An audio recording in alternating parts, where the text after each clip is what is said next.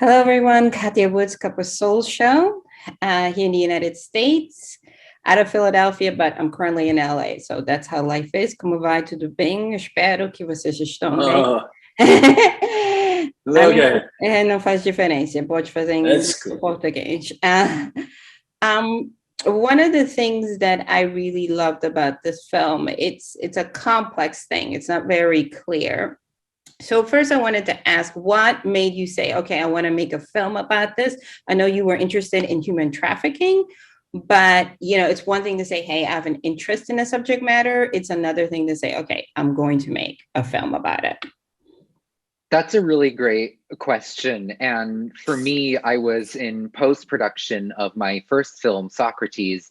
And one night I was having some trouble sleeping and I turned the TV on and there was a special on TV in Brazil about modern day enslavement and human trafficking.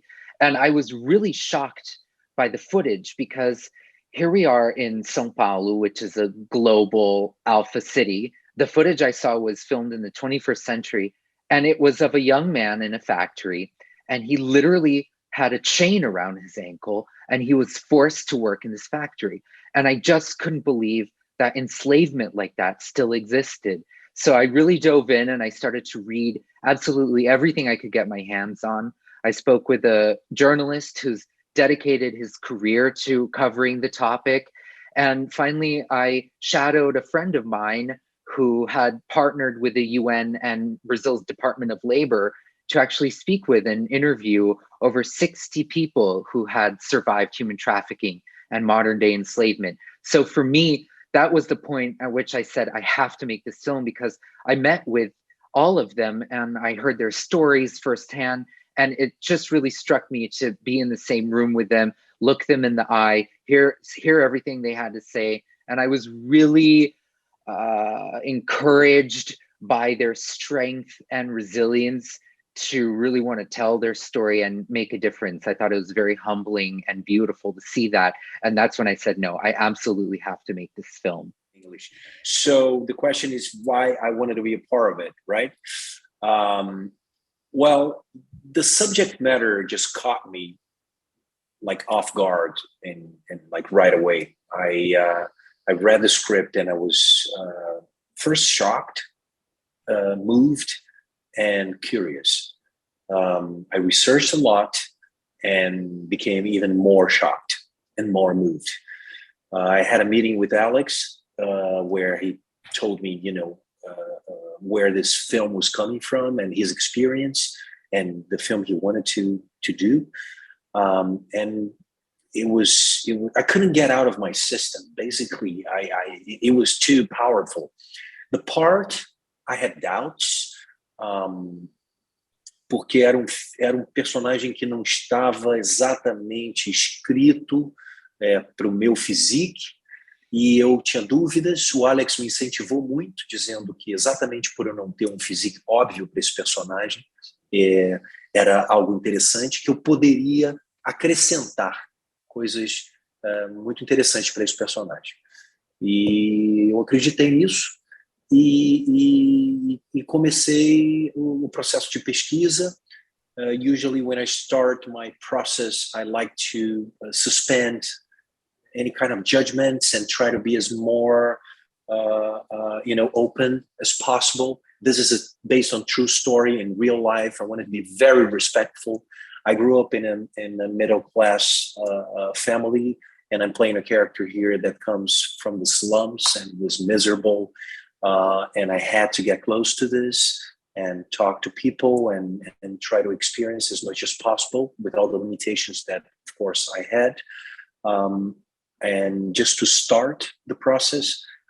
And it was very painful, but I learned a lot with this experience.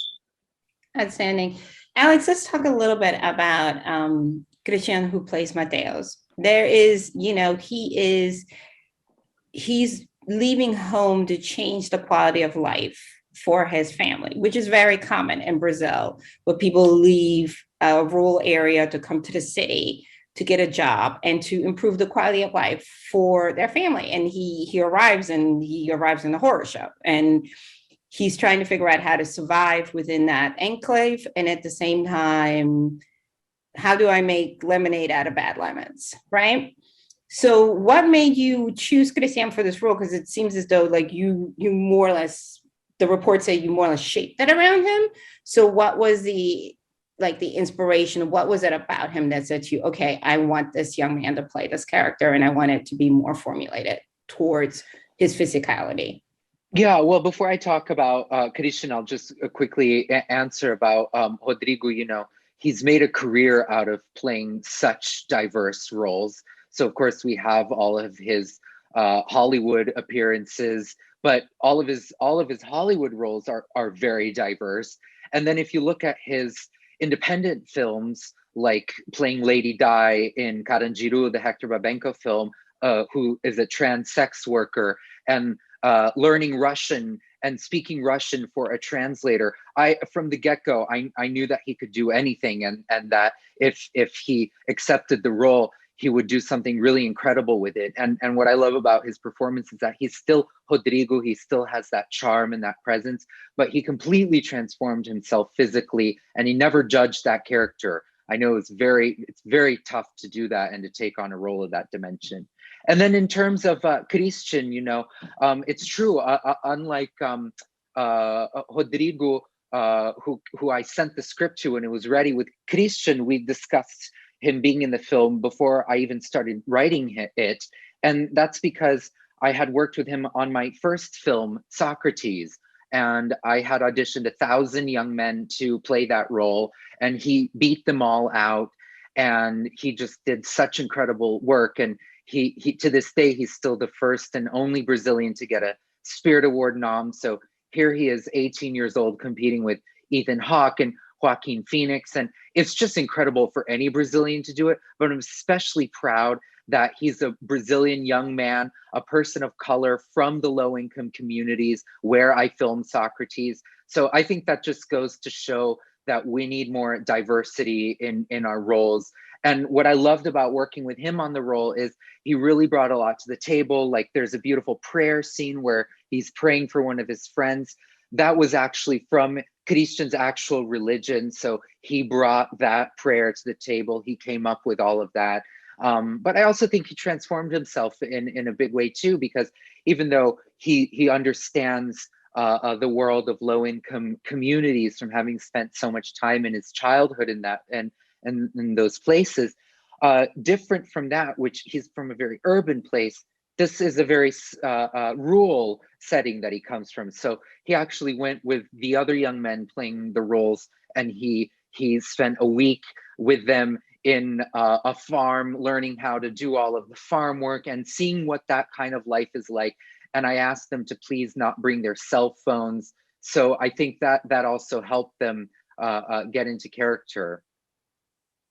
Absolutely. It's also, another thing is very interesting is that, he starts off very good and with good intentions. And through this experience, he makes some choices that aren't necessarily true to his character.